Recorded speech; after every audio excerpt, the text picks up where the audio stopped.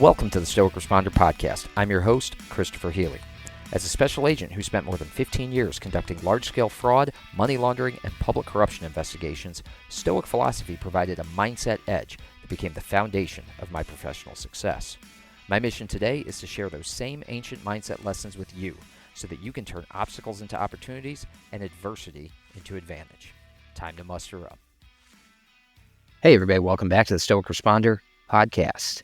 This is episode 117, Own the Dash. Folks, this is going to be the last episode of the year.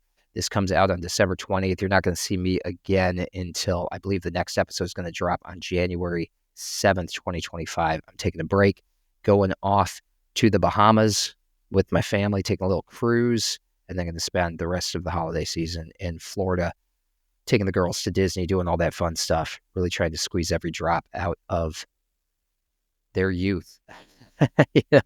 We talked about yesterday, we're dying every day and life isn't something that we get a do-over on.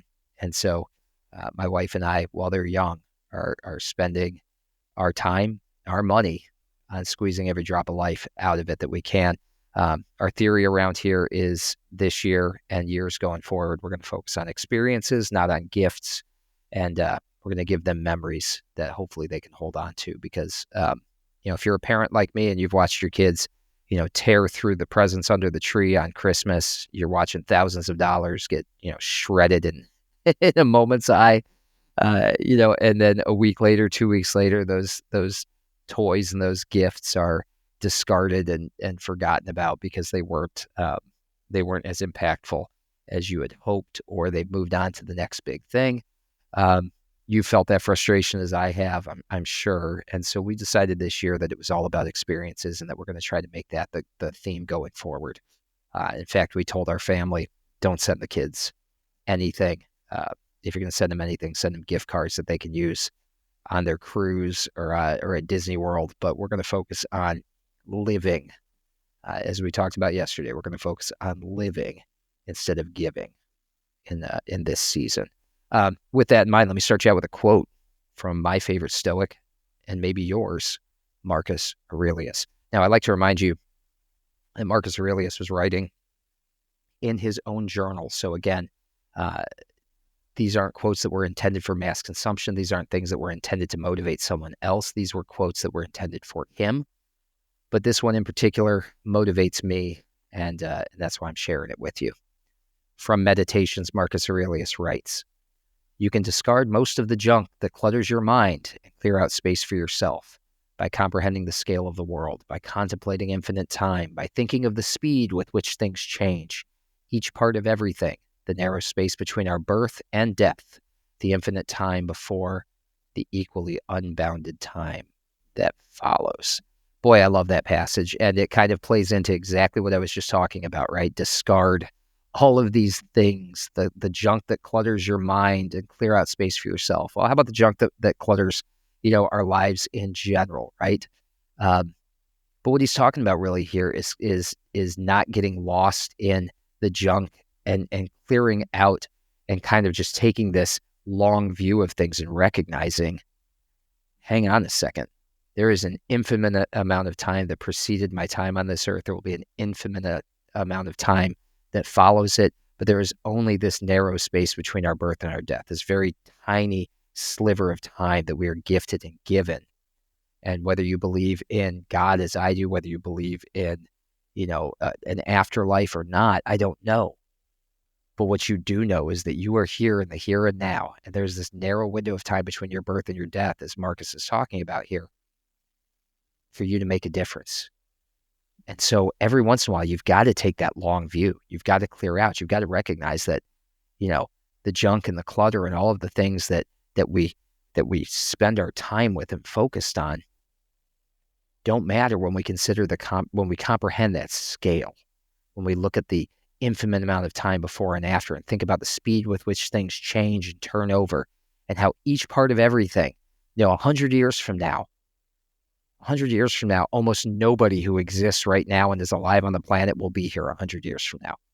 A beehive, it's like every 4 weeks or so, an entire beehive, for the most part, turns over. with the exception of the queen. The queen tends to live longer, but most bees, an entire class of the beehive turns over every 4 to 5 weeks.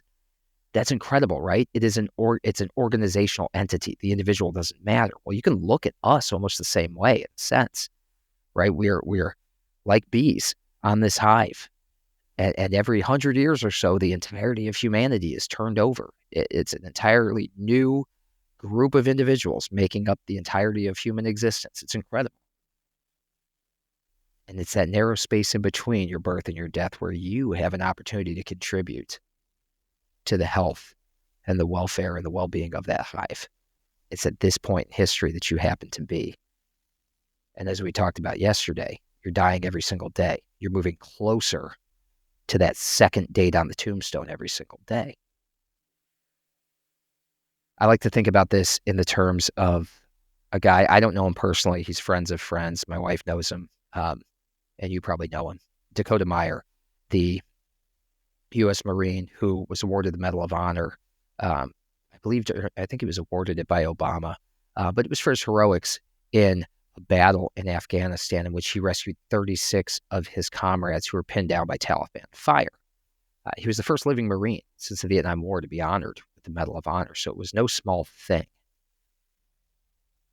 In the years since he left the military, Dakota's been, famous for some other things. He was married to Sarah Palin's daughter at one point. He's written some books and he's done some speaking. He speaks with Team Never Quit, as I do.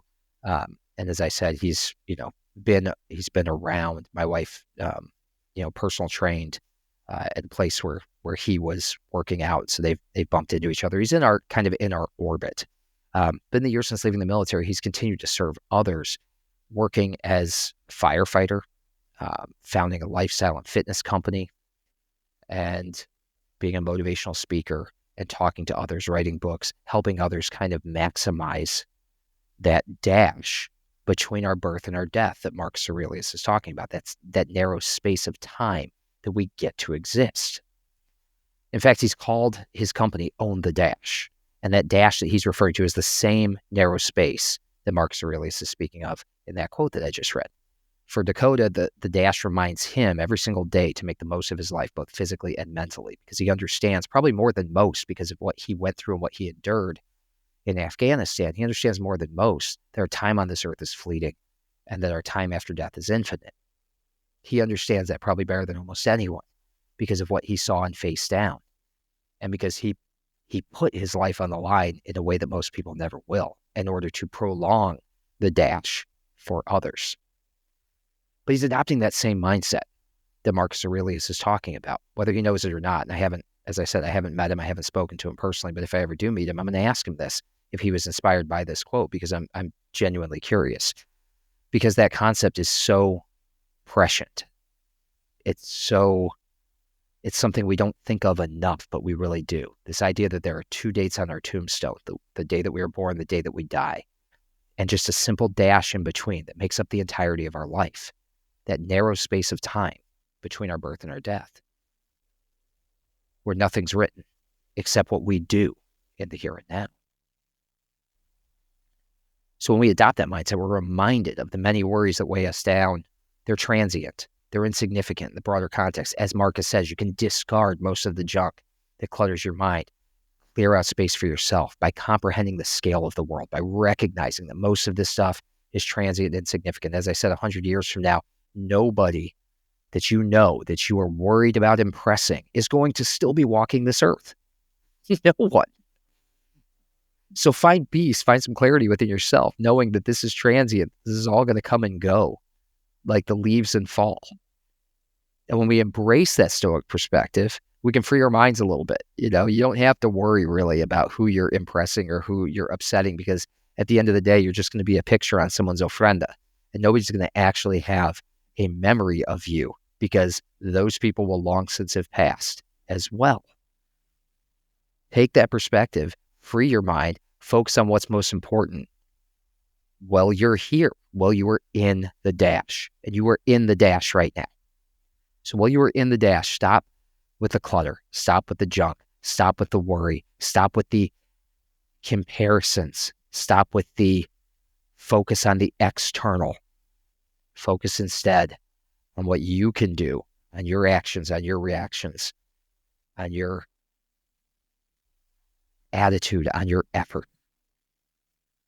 to make the most out of the dash, to, as Dakota Meyer says, to own the dash. When you do that, you really, truly can live a life worth living. I would highly encourage you, if you haven't ever done so, check out, Dakota's got a podcast. I forget what it's called off the top of my mind. I should have put that in my notes, but he's got a podcast. You can look at Dakota Meyer and you can find it. Find him on Instagram. Follow him because he does some great stuff, highly motivating stuff. And if you're in the Austin, Texas area, I believe that's where his gym is. And if you just look up Own the Dash, you can go and get some of his merchandise. And it's a great reminder that mindset of own the dash. I wake up every single day. And as we talked about yesterday, I'm one day closer to death. Death could be today, tomorrow, the next day, a week from now, 50 years from now, I don't know. But I've had to catch myself, when I see, for instance, my favorite band, the Grateful Dead, Phil Lesh, who was the bass player, passed away a couple of weeks ago. And he was well into his 80s. He was the oldest member of the band. And, so he made music with the Grateful Dead for 30 years. And then it's been almost 30 years. It's been 29 years since Jerry Garcia died and the band, broke up. But they've continued to make music together for almost another 30 years. That's a good long period of time, right? 60 years. And yet when I look at Phil Lesh passing away in his 80s and I think, wow, he made an incredible impact on our culture over a period of 60 years. That's owning the dash.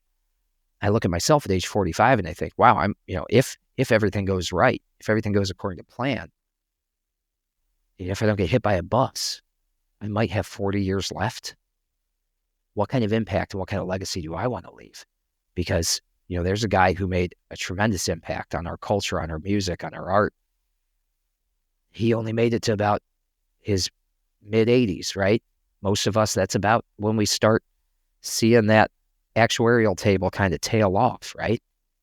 That's the end of the dash for most of us. As we start getting into that territory where that second date is. But that date could be any day.